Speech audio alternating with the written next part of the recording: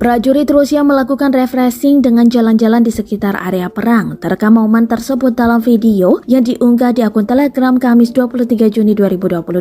Dalam video, prajurit Rusia tersebut menikmati udara dan terpaan angin saat menaiki kendaraan. Di tengah perjalanan, terlihat helikopter musuh sedang melakukan serangannya. Helikopter militer tersebut terbang rendah dan menyemburkan api dari atas. Api yang disemburkan dapat berpencar dalam beberapa titik.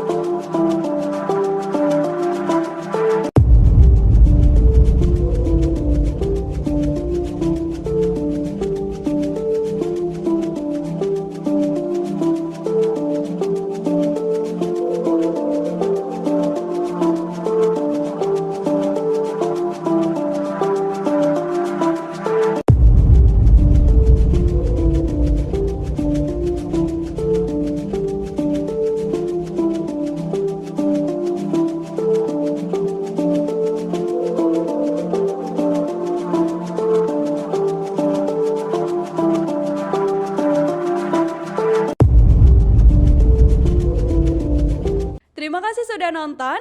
Jangan lupa like, subscribe, dan share ya.